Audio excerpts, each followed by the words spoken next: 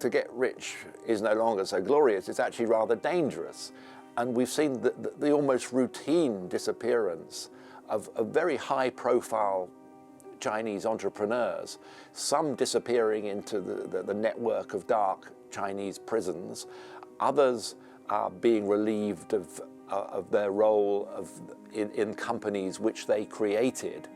Coming up on British Thought Leaders, part 2 of my interview with veteran China journalist Ian Williams on the dangers of being part of China's elite. It's hard to know how you're going to create a self-sustaining innovation economy when you are targeting some of your most creative people, when you're targeting some of the most successful companies, when you are targeting entrepreneurs, when the party increasingly wants to be in every boardroom. Ian says times are changing as companies look at moving out of China. But I think that equation is changing, and I think that there is a growing realization that, hey, maybe we don't need to be there, and maybe there is a limit to what we can put up with, and maybe there is a limit to what can be done to us without us actually saying, hang on, you know, there is other markets, there are other places I can put my factories.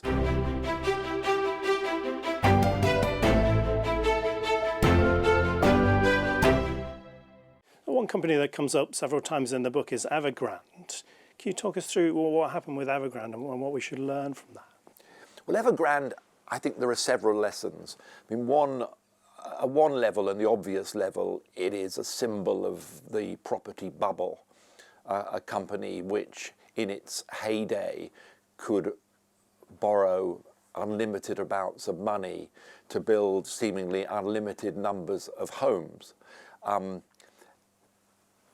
Of course, when the bubble burst, and it is still in the process of bursting, the company went bankrupt. And only when it went bankrupt were accusations made against executives of corruption and about covering up and holes in the balance sheet and accounting issues, although those who study these balance sheets have said it's been obvious for years that Evergrande was cooking the books. But in the days of heady growth, in the days when it looked like there was no turning back, that the bubble would just keep on expanding in Chinese property with ever-increasing prices, no one cared. That includes foreign bond owners. You know, at the end of the day, they'll be bailed out. At the end of the day, the bubble will keep expanding, prices will keep going up. And this merry-go-round of debt, whereby, you know, local governments would essentially steal the land off farmers because it didn't belong to the farmers anyway, it was leased to them. They still don't have right to ownership. They would then sell the land to the developers, and this was one of the biggest sources of income for local governments. The developers would then have that money, borrow other money, build these houses, sell them increasingly to speculators who acquired their money, unlimited money again from banks. And this mad circle of debt eventually burst when the party decided to limit the amount of lending that could go to property companies, hoping to slowly deflate the bubble. But it's actually gone down much quicker, and it's much more persistent than they fear. So I think that Evergrande is a symbol of that period of utter madness. It's also a symbol, I think, of the blindness at times of foreign investors, that they can plow into a company which, with hindsight, was so seriously flawed, and whose balance sheet was so seriously, how can one put it politely, had issues. And yet it didn't seem to matter, because the notion was, this is China. You know, the Chinese economy can somehow defy gravity. The same rules don't apply. The party will always step in as a backstop. Things will always work out. You know, there's been this tendency, I think, in boardrooms around the world for many years since China began to open up, that China has bewitched boardrooms. There's a notion that that decisions and business logic that you used elsewhere simply didn't apply to China, that you were going to start investing, ploughing in, and doing things that you would never dream to do elsewhere, because it had a logic of its own. It had this sense that this was China. This was a market of 1.4 billion. You know, you could sell 1.4 billion of whatever, or even just a fraction of whatever gizmo you happen to be flogging, and this would make you a fortune. It's the sort of thinking that's bewitched traders for centuries about China, and it bewitched boardrooms, and it just meant that the logic that would normally apply to business decisions almost went out of the window. It was so, I recall not long after I'd started working in Beijing, sitting down with an American diplomat who I used to meet from time to time for a drink and chat about what was going on. He just got back from Ningbo, and he was shaking his head in despair, and I was saying, well, what's up? He said, well, I got called down there. I was asked to go down there because this businessman had been hit at the airport by one of those infuriating little electric buggies that you see whizzing around. And in China, they're used a lot by VIPs to get from gate to gate at the airport. And he'd been hospitalized, and they'd taken away his passport and demanded that he pay for the damage to the buggy before they give him his passport back. So my diplomat friend went rushing down there, suitably outraged, to try and get things put right. And I said to him, and did you get things put right? He said, no. He said, he told me to go away. He said he wanted to pay the fine because he was on the cusp of a big business deal, and he didn't want to lose the deal.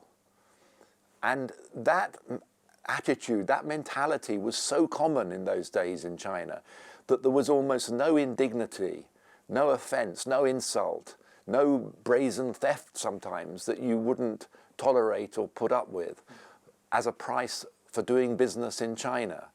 And it was mad. And I think, and I am encouraged, and I go into this in the book, that is to some extent changing. I don't think it's changing anywhere near fast enough. I think there is still this sort of transfixion with China, this notion of we must be in China. But I think that there is a greater realization. But certainly for a while, it defied any logic. There was a sense that China had its own bizarre rules, yes, it was a predatory economy. Yes, there was no level playing field. Yes, you faced arbitrary decisions and laws, and you were always second-class citizens in terms of the business pecking order if you were a foreign business. But, you know, you had to be there. But I think that equation is changing. And I think that there is a growing realization that, hey, maybe we don't need to be there. And maybe there is a limit to what we can put up with. And maybe there is a limit to what can be done to us without us actually saying, hang on, you know, there is other markets, there are other places I can put my factories.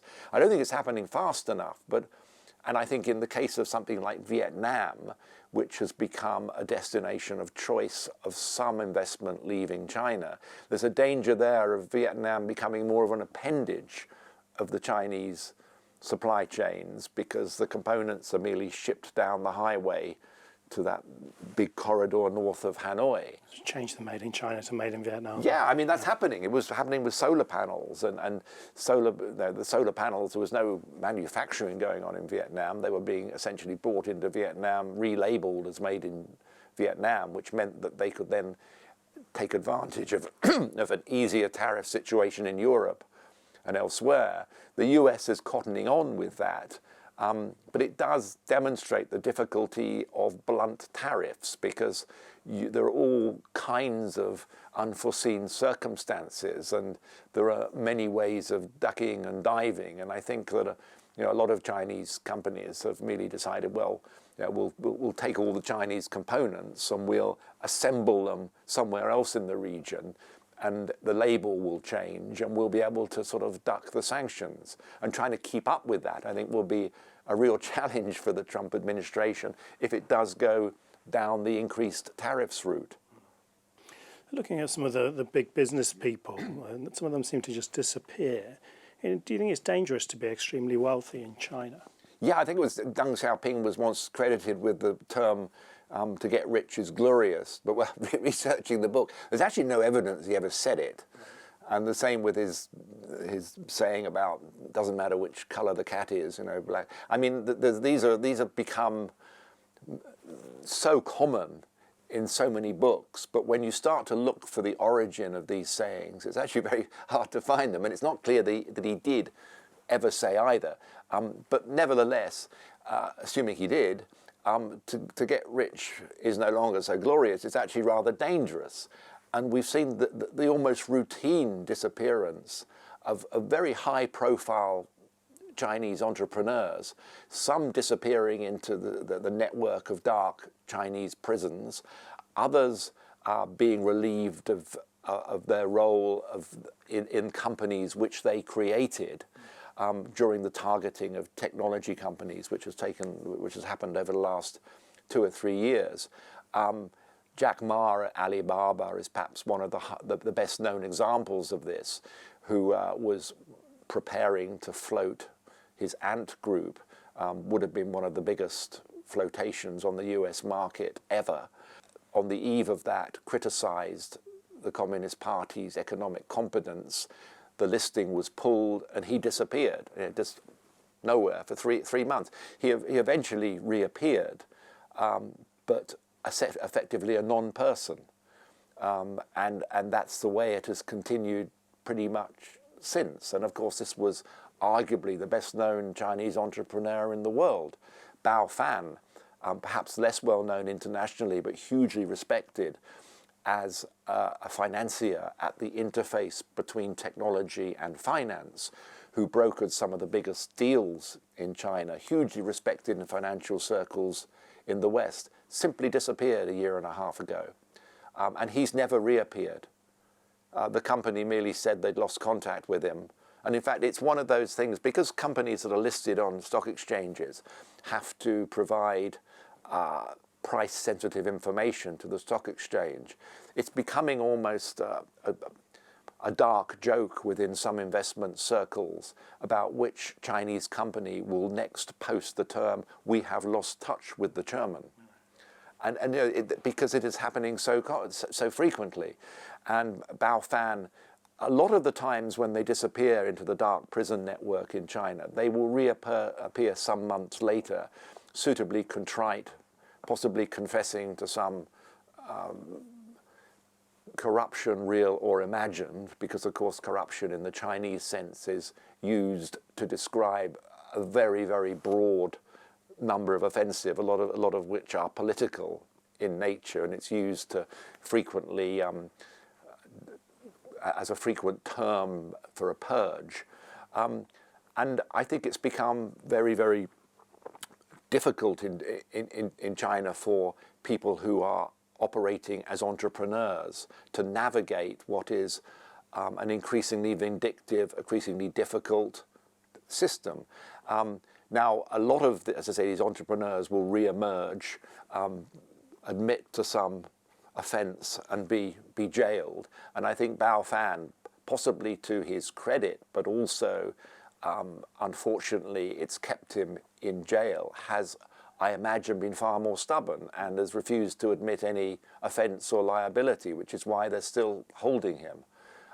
But in the light of this, it makes it very difficult to see how China wants to reinvent its economy. Here's Xi Jinping saying, look, I want it to be a high quality economy. I want us to go up in terms of the quality and the value scale. I want us to become an innovation leader. So we have a system that can innovate and continue to innovate rather than what they call re-innovation, which I think is a polite way of describing theft. But it's hard to know how you're going to create a self-sustaining innovation economy when you are targeting some of your most creative people, when you're targeting some of the most successful companies, when you are targeting entrepreneurs. When the party increasingly wants to be in every boardroom, in every classroom, in every laboratory. To me, that doesn't ring of a way of encouraging innovation. It's a very top-down approach, whereas I think a lot of innovation is bottom-up. It's by giving people room, giving them space, giving them incentives. And that, unfortunately, runs against everything that Xi Jinping stands for. He's about security and control. He's shifted China from a development state, should we say, to one which is a security state, a techno-security state, one which is obsessed with control. And it's hard to know how you can cultivate and create a self-sustaining innovation economy in that manner. We're also seeing wealthy people try and put money out with views to escape. Yeah, in fact, it's probably one of the biggest and most successful industries in China, actually, is finding ways of getting your wealth out of the country. And this goes, I mean, this isn't just the super rich, but also middle class people who are increasingly looking at different ways of getting their assets, protecting their assets. For the rich, it's easier, and Singapore has been a very popular option for setting up family offices, which are really investment vehicles through which you can shift assets, to the increasing alarm of the Singapore government, which is worried about the sheer volume of money that's been coming in, and money that they're, in some cases, not sure about the provenance, shall we say, to ordinary middle-class Chinese or small business people also looking to find ways of getting money out. And there are incredibly imaginative ways of shifting cash. It's often done through student accounts because there are so many Chinese students internationally.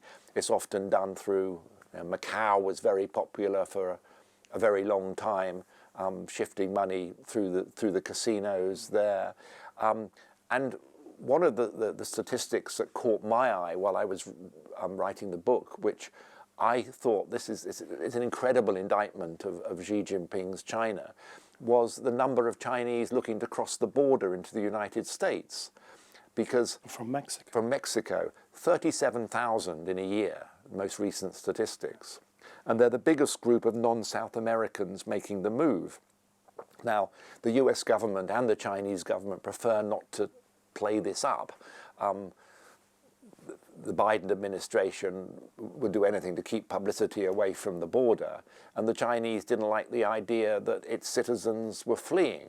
But then when you doubled down and looked at the composition of those people coming to the States, there were middle class, there were entrepreneurs, and who'd paid a lot of money to go the circuitous route through Ecuador and Colombia and pay smugglers to bring them up. And to me, that was indicative of an incredible level of desperation and disillusionment with the future in Xi Jinping's China. And as I say, I think that by penalizing and targeting the people who could be your entrepreneurs and your innovators, it's made it very difficult to see where that innovation is going to come from. And then he talks also about the Chinese economy is still overwhelmingly investment-led, and it should be more of a consumer economy because the amount of consumption in the Chinese economy is still very low. And we see a lot about stimulus to try and encourage the Chinese people to consume more.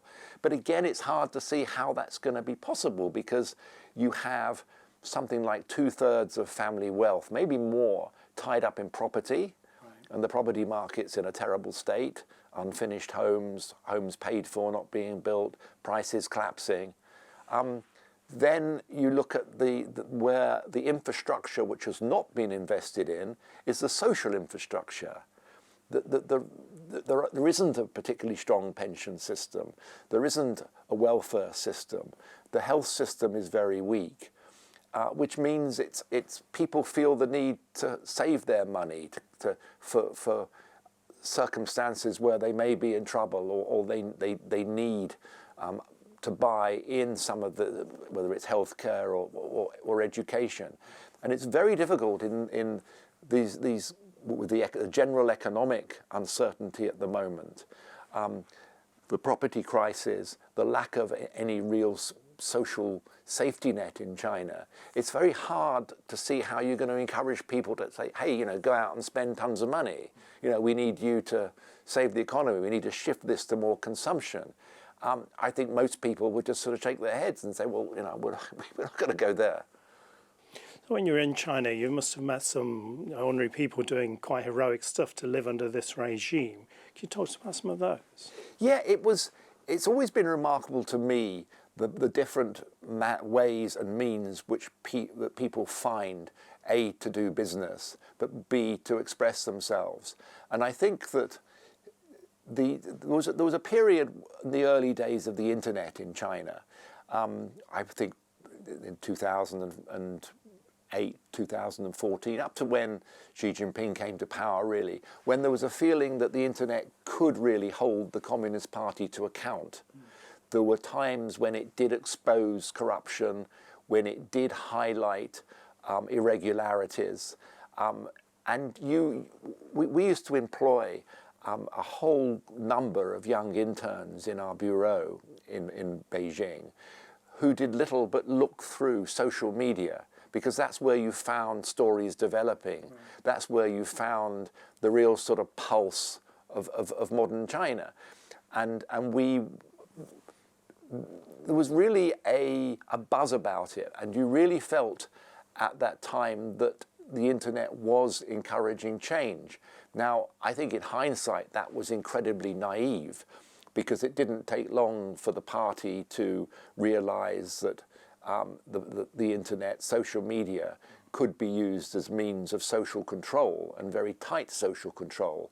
And now, of course, the internet, social media are quite tightly integrated into the surveillance state, which has several other components to it, from surveillance cameras through to the ability to geoposition from mobile phones. I mean, and increasingly the ability, of course, to draw all those things together through machine learning and AI. But there was a period there when we really felt that change was afoot, that the internet would make a difference. But even since then, I've been astounded by the ability of Chinese internet users to duck, dive, and weave around the controls.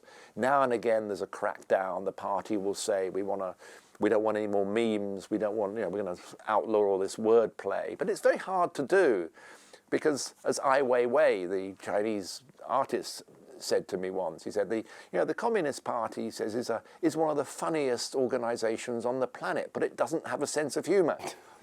Which I suppose is to sort of state the obvious, but and poking fun.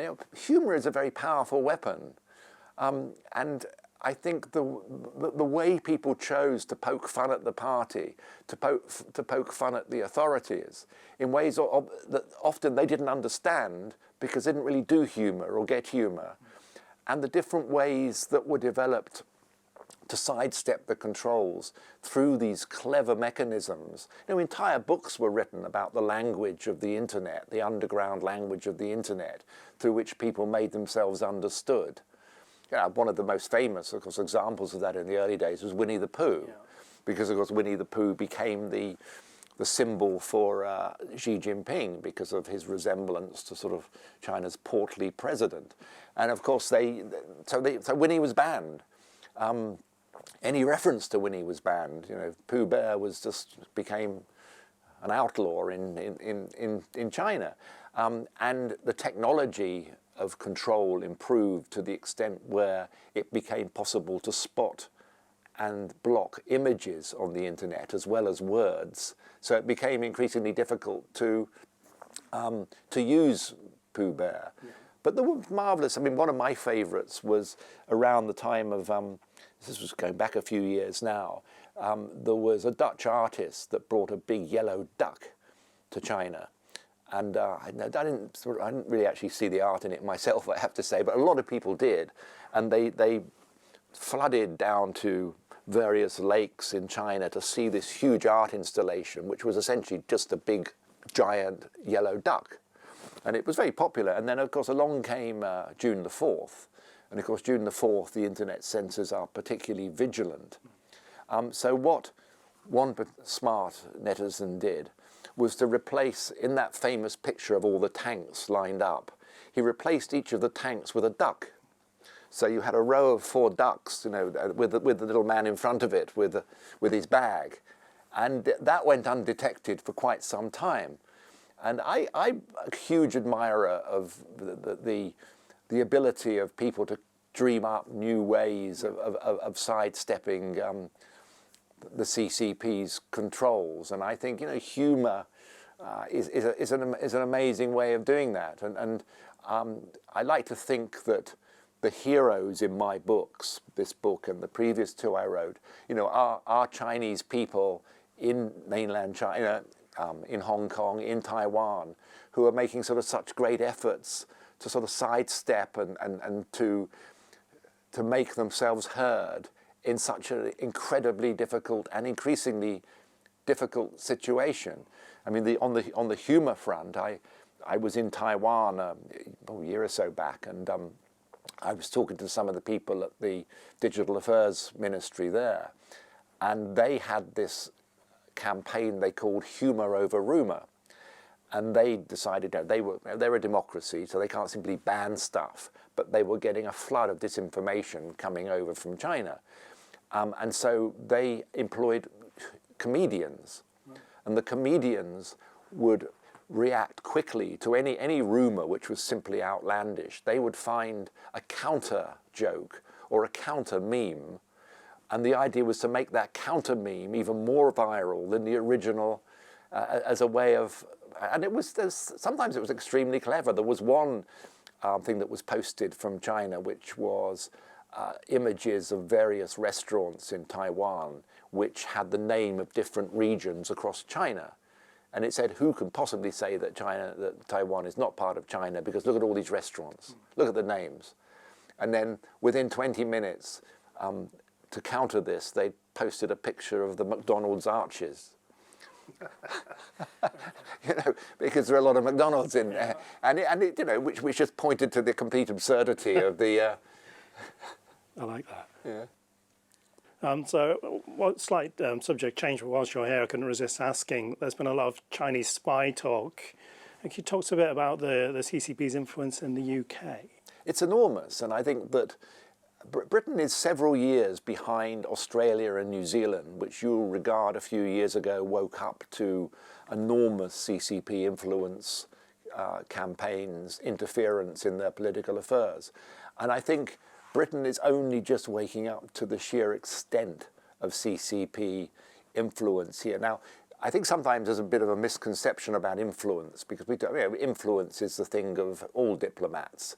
But where China routinely crosses the line is when influence becomes interference, becomes infiltration, becomes subversion. And I think that we are seeing this with the case of the Duke of York and his association with the Chinese businessman, that this is just the tip of the iceberg. Right. The extent of Chinese influence in UK academia, in politics, in business, I think is shocking. And I think the country is only just waking up to that. And the fact that this is clandestine, it's covert, it's insidious. And I think that the value, if I can put it that way, of the revelations in the last few days about the Duke of York and his relationship with an alleged Chinese spy will be of value to open people's eyes about the extent that it is happening. Certainly here in the security services, there's been deep concern for a very long time about the sheer scale of not only Chinese influence operations, but Chinese espionage, particularly cyber espionage. We saw earlier this year that the hacking of the Electoral Commission here, the hacking of a payroll provider to the Ministry of Defence, large databases. And I think it's now dawning on people as well that the value of these to China is not so much in the individual databases, but the ability through machine learning to look at multiple databases and try and draw out trends, try and draw out weaknesses, try and identify people, and when these are brought together.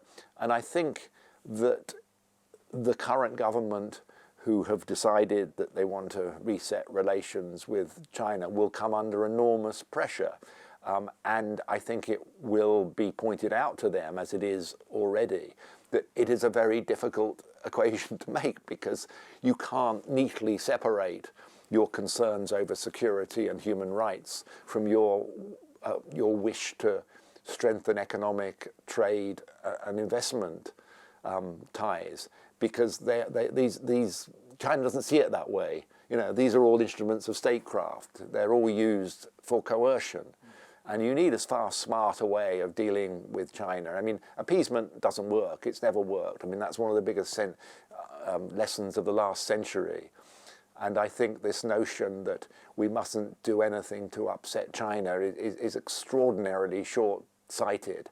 I mean, as you know from the book, I mean, I'm all for upsetting China, but that's not meant as a sort of trite. I just think that you have to stand up to a regime like the Chinese Communist Party. I don't think they respect appeasement. It doesn't work. And I think that if the current government goes down that route of appeasement, of trying to avoid criticism or avoid rocking the boat because it thinks it can improve its economic relations, I think it's in for a big shock. And I think also it's going to find itself quite exposed if there is a much harder line emerging from Washington. Finally, when we put out a video to do with China and Hong Kong and human rights, we get all these kind of 50-cent army comments and attacks. I just wondered if you've experienced any attacks like that with your work. Oh yeah, I mean you always get the bots there who are going to. I mean they've become easier to identify, and I go through these phases of often I don't even bother to read the comments. It's I mean I like to read constructive comments and to respond to them. But yeah, you have to accept when you're working in this field that you are dealing with a rather large and well-practiced disinformation trolling machine, which is going to respond in that way. I mean, in some respects, they've become a little bit cleverer now because bots can usually be quite easily, and fake profiles can often be quite easily identified. But if they can seed an idea into a network and let that network do the work of putting it out there, they'll do that. But no, I mean, I think it goes with the territory in a sense, sadly. But you kind of just have to sort of grin and press on and take it for what it is.